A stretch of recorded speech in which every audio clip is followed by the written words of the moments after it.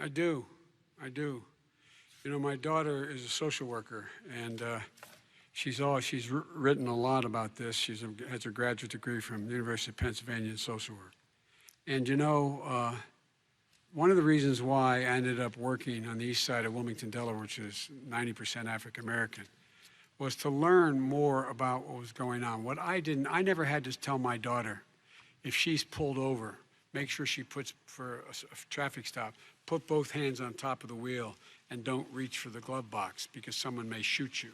But a black parent, no matter how wealthy or how poor they are, has to teach their child, when you're walking down the street, don't have a hoodie on when you go across the street. Making sure that you, in fact, if you get pulled over, just yes, sir, no, sir, hands on top of the wheel, because you are, in fact, the victim, whether you're a person making child of a $300,000 a year person or someone who's on food stamps. The fact of the matter is, there is institutional racism in America.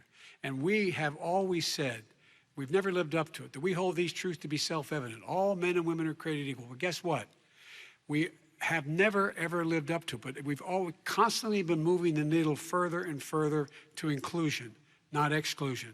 This is the first president to come along and says, that's the end of that.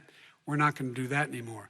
We have to provide for economic opportunity, better education, better health care, better access to schooling, better access to opportunity to borrow money to start businesses. All the things we can do, and I've laid out a clear plan as to how to do those things, just to give people a shot. It's about accumulating the ability to have wealth as well as it is to be free from violence. And we're going to talk about both of your records, but your response to that, Vice President? My response to that is I never, ever said what he accused me of saying. The fact of the matter is, in 2000, though, after the crime bill had been in the law for a while, this is a guy who said, the problem with the crime bill, there's not enough people in jail. There's not enough people in jail. And go on my website, get the quote, the date when he said it. Not enough people. He talked about marauding gangs, young gangs, and the people who are going to maraud our cities. This is a guy who in the Central Park five innocent black kids, he continued to push for making sure that they got the death penalty. None of them were guilty of the crimes they were suggested.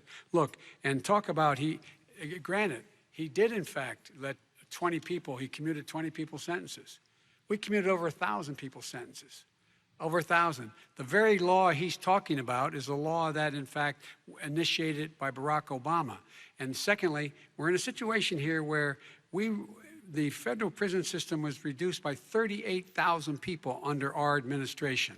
And one of these things we should be doing, there should be no minimum mandatories in the law.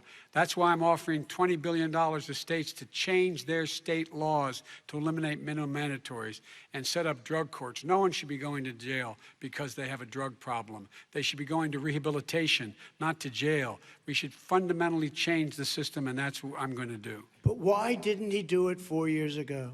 Why didn't you do that 4 years ago, even less than that? Why didn't you do it? You were vice president. You keep talking about all these things you're going to do, and you're going to do this. But you were there just a short time ago, and you guys did nothing. We did. You know, Joe, I ran because of you. I ran because of Barack Obama, because you did a poor job. If I thought you did a good job, I would have never run. I would have never run. I ran because of you. I'm looking at you now. You're a politician. I ran because of you. All right, Vice President Biden, your response to that, and then I do have some questions for both of you. Well, I tell you what, I hope he does look at me, because what's happening here is, you know who I am, you know who he is, you know his character, you know my character, you know our reputations for honor and telling the truth. I am anxious to have this race.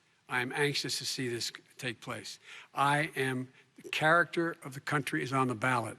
Our character is on the ballot. Look at us closely. Let me ask some follow-up. Please respond, and then we're going to have follow-up questions. If this stuff is true about Russia, Ukraine, China, other countries, Iraq, if this is true, then he's a corrupt politician. All right. So don't give me the stuff about how you're this innocent baby.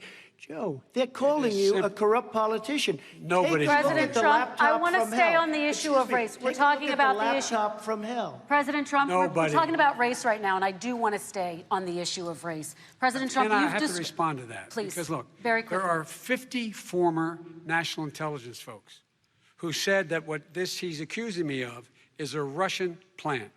They have said that this has all the 5 former heads of the CIA, both parties, say what he's saying is a bunch of garbage.